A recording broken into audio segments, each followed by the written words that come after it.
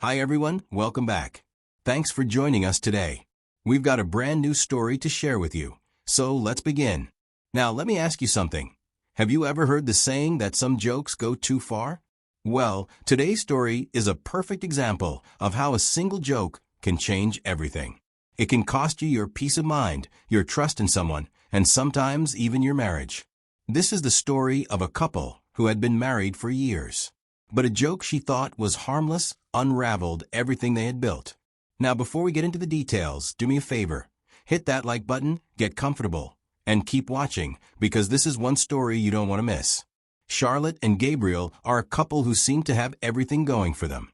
They had been married for years, built a life together, and moved through their daily routines like any other couple. They're part of a close-knit group of friends who have been hanging out for years. Every weekend, one of them takes a turn hosting, making sure everyone gets a chance to bring people together. It's their way of staying connected, even when life gets busy. Some of them go way back to college, and others met through work or mutual friends. But over time, they've all become like an extended family. These gatherings are more than just social events. They drink, eat, and joke around. For some, it's about unwinding after a long, stressful week. For others, it's a way to maintain friendships that would have otherwise faded away. And for a few, it's even an opportunity to make business connections. Deals have been struck over backyard barbecue plates, partnerships have been formed over casual conversations by the pool, and introductions to new opportunities have happened between sips of wine. In a way, it's networking without the awkward small talk, just friends helping each other out. Gabriel and Charlotte are regulars at these get-togethers. They show up, they blend in, and they know everyone well enough to be comfortable. And that's exactly where things went wrong.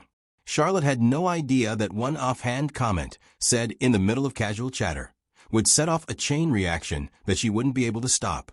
At one corner, a few guests got into a debate about relationships, and, as these things often do, the topic of cheating came up. Maybe it was because of some celebrity scandal making rounds on social media, or someone had a real-life story to share. Either way, people had opinions, and they weren't afraid to share them. Some were firm. Cheating was a deal-breaker, no excuses. Others took a more life-is-complicated stance, arguing that not all affairs were black and white. The conversation shifted between laughter and serious moments, but overall, it still had the tone of a light-hearted debate. That was until Charlotte decided to speak up. Cheating is not always bad, she said. Her tone casual, but with just enough weight to make people pause. People shouldn't be so quick to judge those who cheat. Her words hung in the air for a second before she laughed and added, "Besides, even if I were cheating, my husband would never know." The reaction in the group was mixed. A couple of people chuckled, though it wasn't clear if they actually found it funny or were just laughing to ease the tension.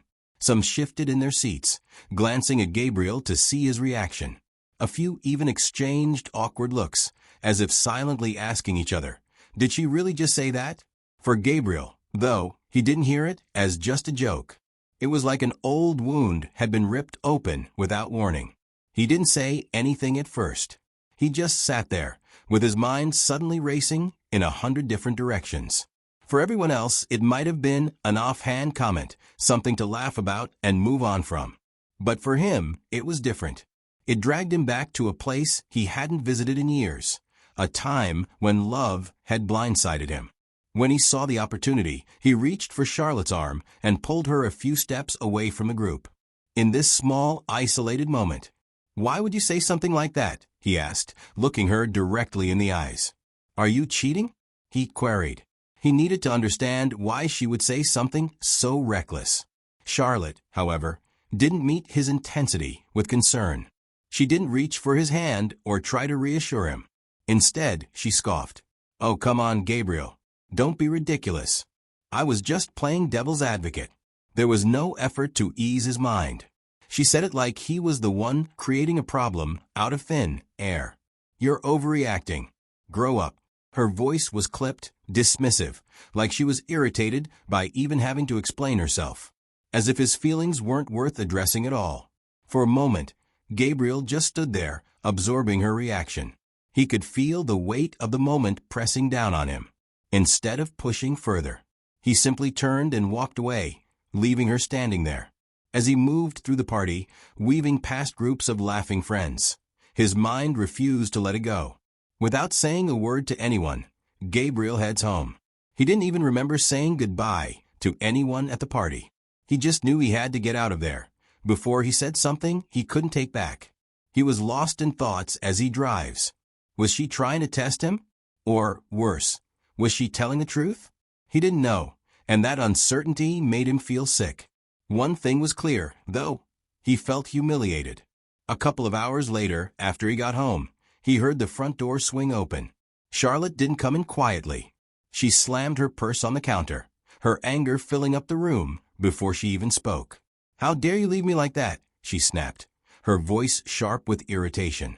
"You embarrassed me in front of everyone." But Gabriel just sat there, silent. He just watched her. The next few days were filled with cold shoulders and heavy silences. Charlotte barely spoke to him, moving around the house like he didn't exist. If she did acknowledge him, it was with short and clipped sentences, as if she was the one carrying a burden. It was clear she expected him to apologize, to admit that he overreacted and make things go back to normal. But Gabriel didn't see this as an overreaction. He saw the way she ignored his feelings as a complete lack of remorse. She didn't care why he was hurt. And that realization stung more than anything.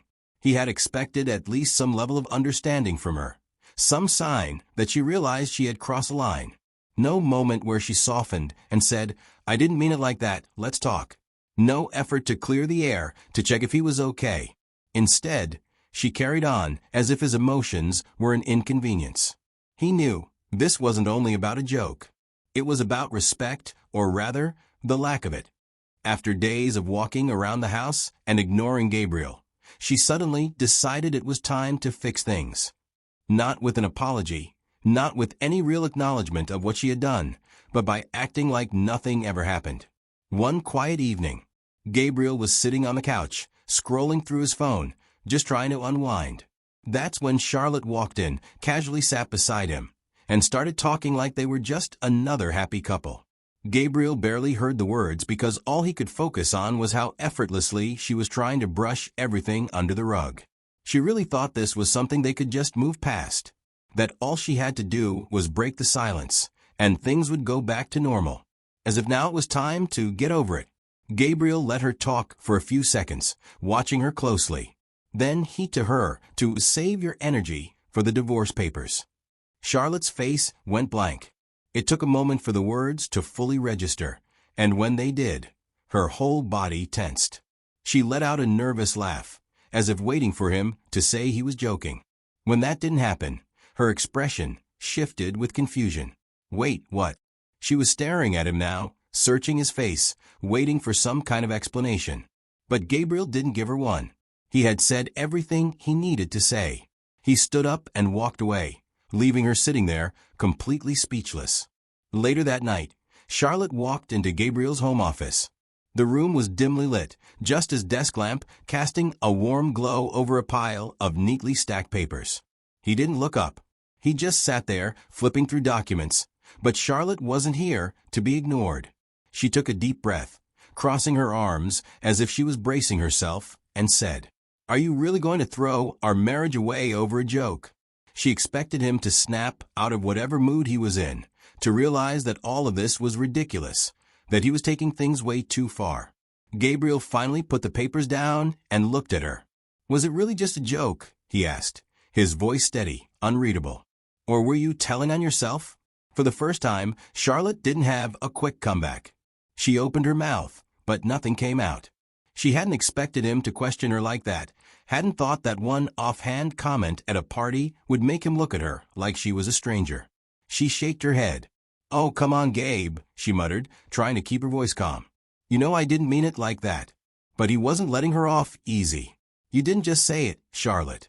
You got defensive when I asked you about it. You shut me down, made me feel like I was crazy for even asking."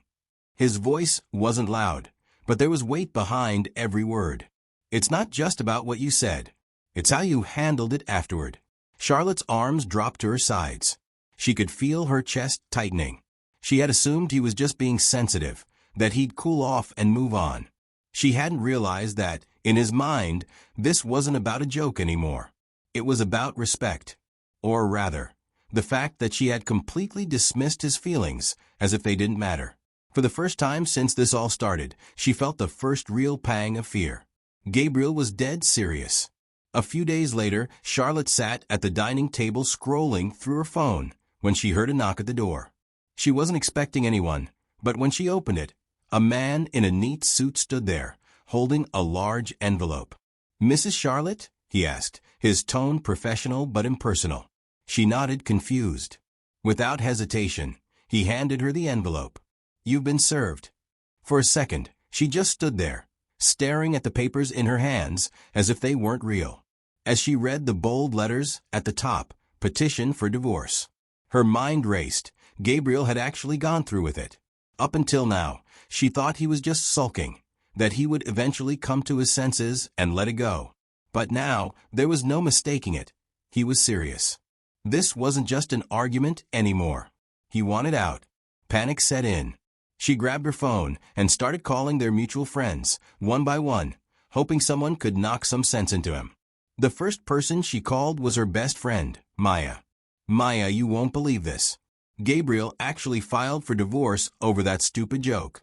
Her voice was frantic, desperate. Maya sighed on the other end, hesitant. "Charlotte, I gotta be honest, I kinda see why he's upset." Charlotte's frustration boiled over. "Are you serious? It was a joke. He's acting like I actually cheated on him." But Maya wasn't budging. "Look, I think the statement was extra.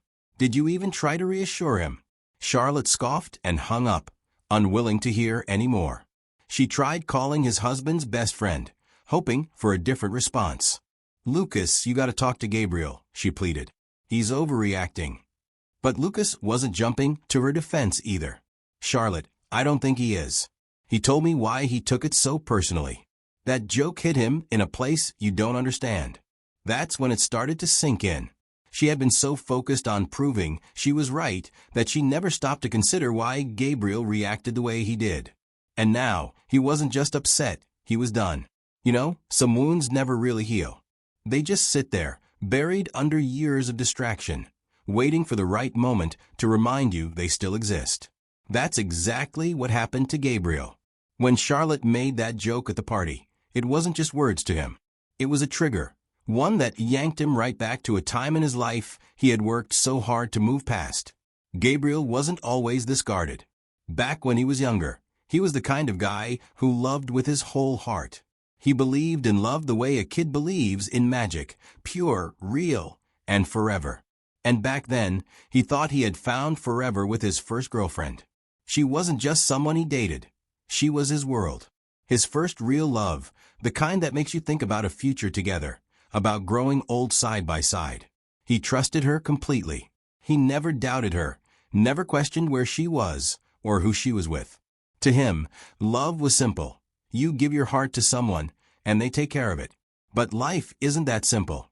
He didn't see the signs. The late replies, the sudden changes in her mood, the way she started pulling away little by little. He ignored it all, because he didn't want to believe something was wrong. And then one day, she sat him down and told him, "I want to break up. I'm tired of cheating on you."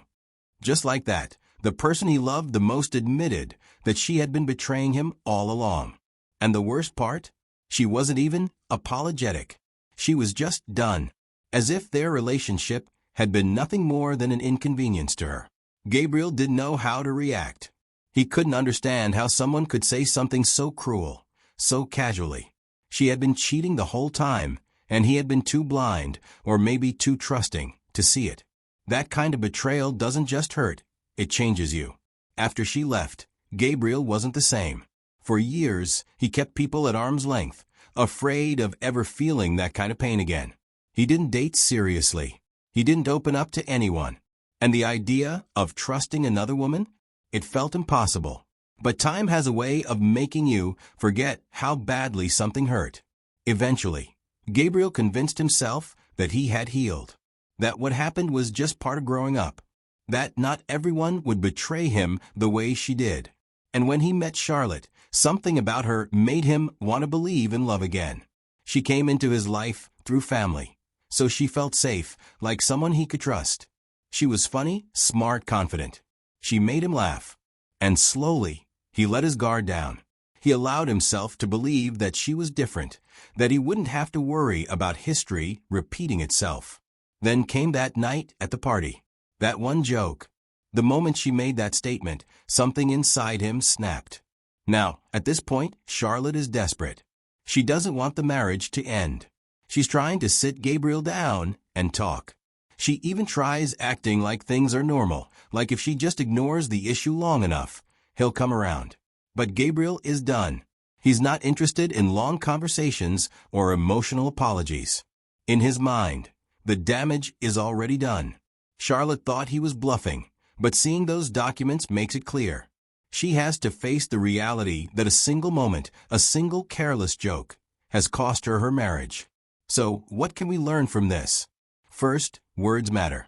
People say things all the time without thinking, but that doesn't mean those words don't have consequences. A joke might just be a joke to you, but to someone else, it could be the thing that breaks everything. Second, disrespect cuts deeper than the mistake itself. Maybe if Charlotte had reacted differently, if she had taken a second to see how hurt Gabriel was and reassured him instead of mocking him, things might have turned out differently. But once you show someone that their feelings don't matter to you, it's hard to come back from that. And finally, past wounds don't always heal completely. You might think you've moved on from something, but all it takes is one wrong moment to bring it all back. Gabriel didn't even realize how much that old betrayal still affected him until Charlotte's words hit him like a slap to the face. That's why it's important to be careful with people's past pain. You never know what might trigger something that can't be undone. Now, I want to hear from you. Do you think Gabriel was right to walk away, or do you think he overreacted? Should Charlotte have been more careful with her words, or was it really just a harmless joke? Drop your thoughts in the comments. Your experience might help someone who's going through something similar.